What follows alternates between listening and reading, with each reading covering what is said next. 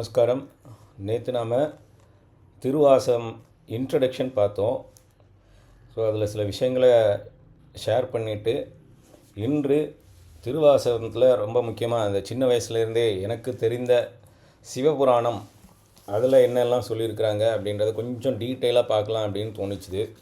அதனால் ஆரம்பத்துலேருந்து பண்ணலான்னு தோணுது. திருவாசகம் சிவபுராணத்தில் என்ன சொல்கிறாங்க மாணிக்க வாசகர் அப்படின்னு பார்த்தோன்னா, முதல் எப்படி ஆரம்பிக்கிறாங்கன்னு பார்த்தோன்னா, நமச்சிவாய வாழ்க நாதன் தாழ் வாழ்க அப்படின்னு சொல்லிட்டு, இந்த நாதன் தாழ் வாழ்க அப்படின்ற அந்த வேட எப்பெல்லாம் படிக்கிறோமோ அதை நினைக்கிறோமோ எனக்கு ஒன்று தோன்றது உண்டு. காஞ்சி மகாசிவாமல் சொல்கிறாரு, நமது சனாதன தர்மம்தான் உலகம் பரவிய மதமாக ஒரு காலத்தில் இருந்தது அப்படின்னு சொல்கிறாங்க. ஆதியும் இல்லாத அந்தமும் இல்லாத ஒரு மதம் எது அப்படின்னா சனாதன தர்மம். அதனால தான் அதுக்கு பேர் சனாதன தர்மம், எட்டர்னல் அப்படின்னு சொல்லிட்டு. எப்போதுமே இருந்து கொண்டு இருக்கிற தர்மம் எது அப்படின்னா சனாதன தர்மம். இதுக்கு மற்ற மதங்களாம் ஆரம்பம் இருக்குது, ஆரம்பம் இருக்கிற எதுவுமே அது முடிவும் இருக்குது. இப்போ இதெல்லாம் சொல்கிறது கேட்டு அந்த மதங்களும் இதே லைனில் பேசிக்கிட்டு இருக்கிறது எனக்கு பார்க்க முடியுது. பேசுகிறது நெட்டில் எல்லாம் பார்க்க முடியுது. அவங்களும் இதே சொல்லிகிட்டு இருக்காங்க, முடிவில்லாதது அப்படின்னு சொல்லிட்டு. எனிவே, நம்ம சனாதனம் ஆரம்பம் இல்லாதது, முடிவில்லாதது. இந்த மதம் உலகம் பரவிய மதமாக இருந்திருக்கு அப்படின்றது தெய்வத்தின் குரலில் நிறைய எவிடன்சஸ் கொடுத்து சொல்கிறாரு. எப்படியெல்லாம் இந்த சனாதன தர்மம் வேற்று நாடுகளில் இருந்திருக்கு அப்படின்றதுக்கு நிறைய சான்றுகள் கொடுத்து சொல்லியிருக்கிறாங்க. ஸோ அதை படித்ததுனால இந்த வரிகள் படிக்கிறப்போ நாதன் தாழ் வாழ்க அப்படின்னு வரும்போதெல்லாம், நான் சில நேரங்களில் சில பேர் கிறிஸ்டியன் நேம்ஸ் ஒன்று இருக்கும். அவங்க என்ன சொல்கிறாங்க அப்படின்னா நாதன் அப்படின்னு யூஸ் பண்ணுறது கிடையாது, பட் ஸ்பெல்லிங் சேமாக இருக்கும். NATHAN, அதுதான் நாதன் அப்படின்னு நம்ம படிப்போம் இல்லையா. நாதன் அப்படின்றத இங்கிலீஷில் எழுதினோன்னே NATHAN அப்படின்னு எழுதுவோம். இதே ஸ்பெல்லிங்கை கிறிஸ்டியன்ஸு வெளிநாட்டில் இருக்கிறவங்கெல்லாம் வச்சுருக்குறாங்க. ஆனால் அவங்க நாதன்னு சொல்கிறது கிடையாது. என்ன சொல்லுவாங்க, நேத்தன் அப்படின்வாங்க. ஸோ அதை படித்ததுலேருந்து எனக்கு ஒரு யோசனை, என்னடா இது நாதன் அப்படின்னு சொல்லியிருக்கோம், நேத்தன் அவங்க சொல்கிறாங்க. காஞ்சி மகாசிவால் சொன்னார், எல்லா நாடுகள்லேயும் நம்ம மதம் இருந்திருக்கு அப்படின்னு சொல்லி. ஸோ இதை பார்க்குறப்போ தான் அது எனக்கு ஞாபகம் வருது. ஸோ நேதன் பைபிள்லேயே இந்த பேர் வச்சுருக்குறாங்க.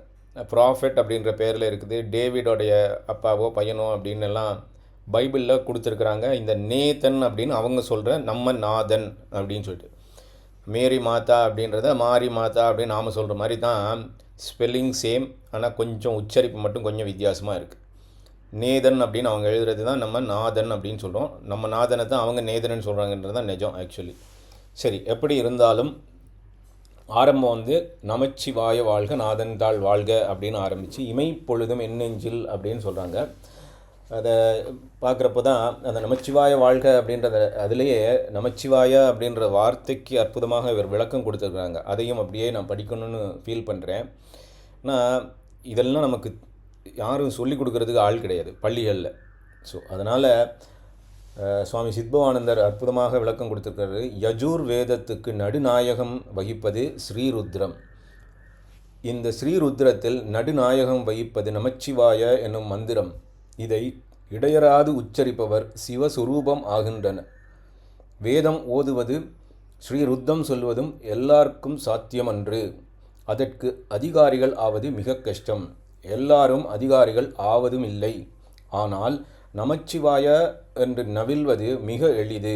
அது யாருக்கும் இயலும். அது எல்லாருக்கும் பொது, எல்லாருக்கும் சொந்தம். தீட்சை பெற்றுக்கொண்டு அதை பகரலாம், தீட்சை பெறாதும் பகரலாம். தாயை கூவி அழைக்க சேய்க்கு உரிமை உண்டு, அதற்கு தீட்சை தேவையில்லை. அங்கனம் இறைவனே அவனுடைய மந்திரத்தை கொண்டு கூவி அழைக்க உயிர்களுக்கு உரிமை உண்டு அப்படின்னு மிக அற்புதமாக அந்த நமச்சிவாய அப்படின்னு ஆரம்பிக்கிறதுக்கு எவ்வளவு மகிமை உண்டு, அது எவ்வளவு முக்கியமான ஒரு இடத்துல வேதத்தில் இருக்குது. வேதம் இருந்ததுன்னா தான் நம்மளால் எதுவுமே இது இருக்க முடியும். சனாதன தர்மத்துக்கு அஸ்திவாரம் வேதம். இது எல்லாரும் சொல்லிட முடியாது. ஆனால் அதில் இருக்கிற அந்த ரொம்ப முக்கியமான இம்பார்ட்டண்ட்டான அந்த வார்த்தையை நமக்கு யார் வேணாலும் சொல்லலாம். அதை சொல்லி அந்த சிவஸ்வரூபமே அடையலாம் அப்படின்னு அற்புதமாக கொடுத்துருக்காரு. இதுதான் இந்த சுதந்திரம் அப்படின்னு சொல்கிறது. சனாதன தர்மத்தில் சுதந்திரம் 63 நாயன்மார்கள் எல்லா ஜாதிக்காரங்களும் இருக்கிறாங்க அவங்களெல்லாம் ஏற்றுக்கிட்டு பூஜை பண்ணிக்கிட்டு இருக்கிறாங்க சிவன் கோயில்களில். அது எல்லாத்தையும் நம்ம புரிஞ்சுக்கணும். யதுர்வேதத்தில் நடுநாயகமாக ஸ்ரீருத்ரம், அந்த ஸ்ரீருத்ரத்தில் நடுநாயகமாக இருப்பது நமச்சிவாய. அது யார் வேணாலும் சொல்லலாம், தீட்சை பெற்று தான் சொல்ல வேண்டிய அவசியம் இல்லை அப்படின்றதெல்லாம் இவர் சொல்கிறார். தீட்சை தேவையில்லை, அங்கனம் இறைவனை பண்ணினா சிறப்பு.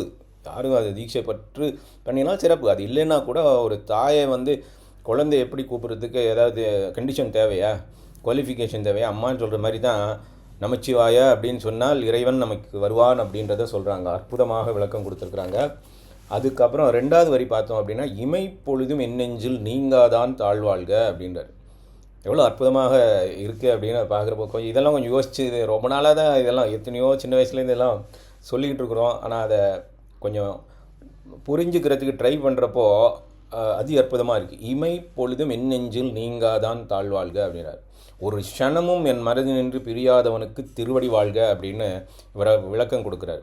இமைப்பொழுது, ஒரு கண் இமைப்பொழுதில் நமக்கு அது ஒரு செகண்டா, ஃப்ராக்ஷன் ஆஃப் செகண்டு தான் இல்லையா இமைப்பொழுது. அந்த ஒரு ஃப்ராக்ஷன் ஆஃப் செகண்டில் கூட இறைவன் நம்மளை விட்டு நீங்கள் மாட்டேங்கிறாரு, நம்மளே தான் இருக்கிறாரு. அதுதான் அர்த்தம் இதில்.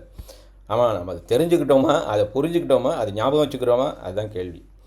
ஸோ அதை அற்புதமாக 2வது வரியிலேயே கொடுத்துருக்கிறார் மாணிக்கவாசகர். இமைப்பொழுதும் என்னெஞ்சில் நீங்காதான் தாழ்வாழ்க அப்படின்னு சொல்லிட்டு, அதுக்கப்புறம் கோகலியாண்ட குறுமனிதன் தாழ்வாழ்க ஆகமும் ஆயினென்று எண்ணிப்பான் தாழ்வாழ்க அப்படின்னு சொல்லி 5வது வரி, இதுவும் ரொம்ப மனசை டச் பண்ணுறது. என்ன அப்படின்னா, ஏகன் அநேகன் இறைவனடி வாழ்க அப்படின்றார்.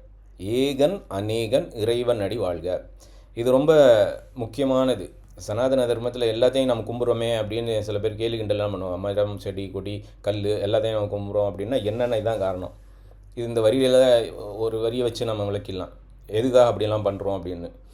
எல்லாமாக ஆகியிருப்பது இறைவன் தான் அப்படின்னு. ஏகன் ஒருத்தன் தான் எல்லாமாக ஆகியிருக்கிறான், அநேகனாக இருக்கிறான், அவனுடைய திருவடியை வணங்குகிறோம் அப்படின்னு அர்த்தம். ரொம்ப சிம்பிள். அதனால தான் எல்லாரையும் நம்ம வணங்குகிறோம். எல்லாரும் பகவத்கீதையும் அதான் சொல்லியிருக்குது. மரம், செடி, கொடி எல்லாமே இறைவன் தான் அப்படின்றதெல்லாம் இதில் இருக்குது. இந்த ஒரு வரியில் இருக்கிற விளக்கம், ஏகன் ஒருவன் தான் அனைத்தும் ஆகியிருக்கிறான் அப்படின்னு சொல்லிட்டு. இன்ஃபேக்ட் மற்ற மதத்துலையும் இதே தான் சொல்கிறாங்க. ஆனால் அவங்க இந்த கருத்துக்களை, அந்த எக்ஸ்ப்ளனேஷனை எத்தனை பேர் ஏற்றுக்கிறாங்கன்னு தெரியாது. கண்டிப்பாக ஏற்றுப்பாங்க நிறைய பேர் அந்த மதத்துலேயும். நான் அந்த மதத்துலேயும் இந்த மாதிரியான கொள்கைகள் எல்லாம் இருக்குது. ஆனால் அதை இன்டர்ப்ரெட் பண்ணும்போது அவங்க வேறு விதமாக இன்டர்ப்ரெட் பண்ணிடுறாங்க. ஏன்னா அதை ஏற்றுக்கிறதுக்கு எல்லாராலையும் அந்த மதத்தில் இருக்கிறவங்களால முடியுதில்லை. அதுதான் வித்தியாசம். இப்போ நம்ம மதத்தில் இது எல்லாருக்கும் தெரிஞ்ச விஷயம்.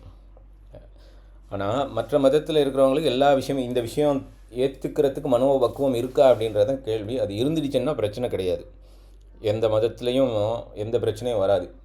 சரி, அதுக்கப்புறம் வேகம் கெடுத்தாண்ட வேந்தனடி வெல்க அப்படின்னு அற்புதமாக இதுக்கும் விளக்கம் கொடுத்துருக்காங்க. அதையும் நான் படிக்கணும்னு நினைக்கிறேன். 6வது வரி, நம்ம சிவ புராணத்தில் 6வது வரி, வேகம் கெடுத்தாண்ட வேந்தனடி வெல்க அப்படின்னு சொல்லிட்டு அதுக்கு ஒரு அற்புதமான விளக்கம் கொடுத்துருக்கேன். எண்ணங்கள் என்னும் கொதிப்பு ஓயாது உள்ளத்தில் உண்டாகி கொண்டிருக்கிறது. எண்ணங்கள் எழுந்து கொண்டே இருக்கிறது.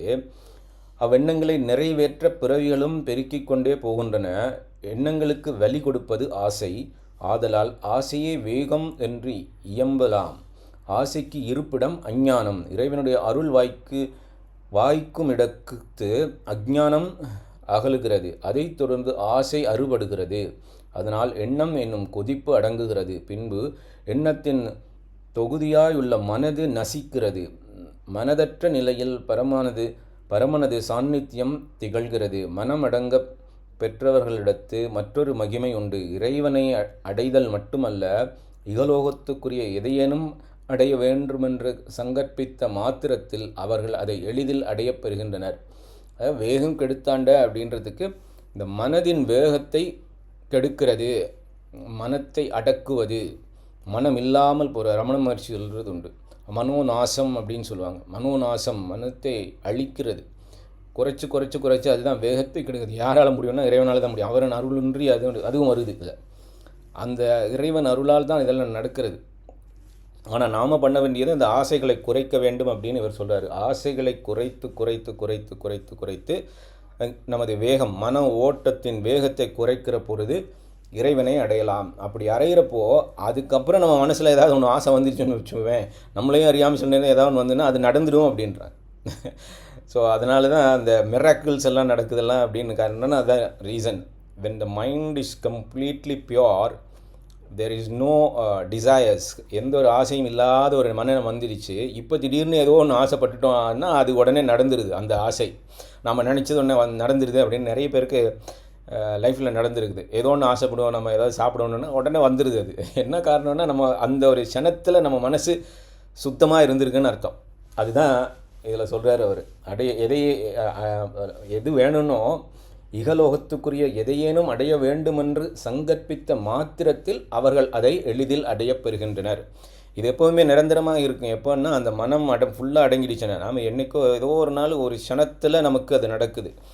அது எல்லாமே எதுக்குன்னா இதுதான் காரணம் அப்படின்னு. வேகம் கெடுத்தாண்ட வேந்தனடி வல்க, இறைவன் தான் அதை பண்ண முடியும். அதற்கு நாம் இறைவனை வணங்க வேண்டும் அப்படின்றதான் அர்த்தம் இதில். அதுக்கப்புறம் பிறப்பறுக்கும் பிஞ்சகண்டன் பெய்கழல்கள் வெல்க அப்படின்றது. பிறப்பு அறுப்பவரும் இறைவன் தான் அப்படின்றது எல்லாமே அவருடைய செயலாக நடந்துருக்கு. முன்னாடி ஒரு ஆரம்ப பதிவில் இன்ட்ரடக்ஷனில் சொன்னேனே, அண்ட பகுதியில் அவன் அருளின்றி ஓரணுவும் அசையாது அப்படின்னு சொல்லிட்டு. ஸோ அதே மாதிரி பிறப்பு அறுப்பவனும் இறைவன் தான். நமக்கு எத்தனையோ பிறவிகள் வந்துக்கிட்டு இருக்குது, அது எல்லாத்தையும் அறுப்பவனும் இறைவன். அதுதான் இங்கே கொடுத்துருக்குறாங்க. அப்படியே போய்கிட்டே இருக்குது. ஒன்று ஒன்றா படிக்கிறதுக்கு பதிலாக நான் எனக்கு சில விஷயங்களை என்ன டச் பண்ணின விஷயங்களை ஷேர் பண்ணணும்னு நினச்சி இந்த இதில் போயிட்டுருக்கிறேன். அதே மாதிரி மாய பிறப்பறுக்கும் மன்னன் அடி போற்றி அப்படின்னு மறுபடியும் போகிறார் இந்த இடத்துல. இந்த மாய பிறப்பறுக்கும் இதுவும் அதே தான். மாயம் அப்படின்றது எது மாயம், உலகம் மாயம் அப்படின்லாம் நம்ம பேசிக்கிட்டு இருக்கோம். இல்லாதது எதுவோ அதுதான் மாயம் அப்படின்னு காஞ்சி சுவாமிகள் சொல்கிறாரு. அந்த கிராமட்டிக்கலாக எக்ஸ்பிளைன் பண்ணுறப்போ எது இல்லையோ அது மாயை அப்படின்னு சொல்லிட்டு, அந்த மாயத்தை அறுப்பவனும் இறைவன் தான் அப்படின்னு சொல்லிட்டு, அதனால தான் மாய பிறப்பறுக்கும் மன்னன் அடி போற்றி அப்படின்னு போட்டு சீரார் பெருந்துரையிடம் தேவனடி போற்றி அப்படின்னு. அதுக்கப்புறம் ஆறாத இன்பம் அருளுமலை போற்றி, இந்த சந்தோஷத்தை நமக்கு கொடுக்குறவனும் இறைவன் தான் அப்படின்னு சொல்லி. அதுக்கப்புறம் ரொம்ப ஒரு முக்கியமான ஒரு வரி 17, 18 நிறைய பேர் கோட் பண்ணுறது உண்டு. என்னென்னா அவன் அருளாலே அவன்தாள் வணங்கி, இது 18வது வரி. அவன் அருளாலே அவன்தாள் வணங்கி அப்படின்னு. அதுக்கு முன்னாடி இருக்கிறதையும் நம்ம கோட் பண்ணணும். அது என்ன 17வது, சிவன் அவன் என் சிந்தையுள் நின்ற அதனால் அவன் அருளாலே அவன்தாள் வணங்கி அப்படின்றது. சிவன் நம்ம மனசில் இருந்துட்டார் அப்படின்னா நம்ம அவரை வணங்குறோம் அப்படின்றது தான். சிவன் அவன் என் சிந்தையுள் நின்ற அதனால் அவன் அருளாலே அவன் தாள் வணங்கி அப்படின்னு போகிறார். நம்ம எப்போதுமே சிவனை சிந்திச்சுக்கிட்டே இருந்தோன்னா, மனசில் நினச்சிக்கிட்டு இருந்தோன்னா அவனை வணங்கிடுறோம், நமக்கு வேண்டியதெல்லாம் கிடைச்சிருது அப்படின்னு ரொம்ப சிம்பிளாக சொல்லிட்டார். நாம் வேறு எந்த மதத்துக்கெல்லாம் போக வேண்டிய அவசியம் கிடையாது. இதெல்லாம் நம்ம பண்ணுறோன்னமான்றது தான் கேள்வி. பண்ணிட்டோன்னா கவலையும் கிடையாது, கஷ்டமும் கிடையாது. தினமும் இதை சொன்னோன்னாலே போதும். ரொம்ப சொல்ல முடியலைன்னா கூட அது நமச்சிவாய நமச்சிவாய நமச்சிவாயன்னு சொன்னாலே போதும். அதுதான் நம்ம சனாதனத்தில் இருக்கிற விசேஷம். ரொம்பலாம் கஷ்டம்லாம் பட வேண்டிய என்னென்னமோலாம் இருக்குது அப்படின்னு சில பேர் யோசிக்கிறது. என்னடா ரொம்ப காம்ப்ளிகேட்டடாக இருக்குது நம்ம மதம் அப்படின்னு சொல்லிட்டு, கொஞ்சம் பார்த்தோன்னா, அலசி பார்த்தோன்னா, படித்து பார்த்தோன்னா தெரிஞ்சு போயிடுது. ஒன்றும் கிடையாது, நமச்சிவாயன்னு சொன்னாலே போதும். அதான் ஞானசம்பந்தர் கூட சொல்லியிருக்காரு, 4 வேதங்களுக்கும் ரொம்ப விசேஷமானது நமச்சிவாயா. காதலாகி கசிந்து கண்ணீர் மல்கி ஓதுவார் தம்மை நன்னறி குவிப்பது வேதம் 4னும் மெய்ப்பொருளாவது நாதன் நாமம் நமச்சிவாயவே அப்படின்னு அவர் சொன்னார். அதுதான் அற்புதமாக 4 வேதத்துக்கும் சாரமாக இருப்பது நமச்சிவாயம் அப்படின்னு ஞானசம்பந்தர் சொல்லியிருக்கிறார். அந்த மாதிரி அற்புதமான இந்த சிவபுராணம் திருவாசகத்தில் வர்ற முதல் விஷயத்தை நாம் கொஞ்சம் சிந்திக்கணும்னு தோணிச்சுது.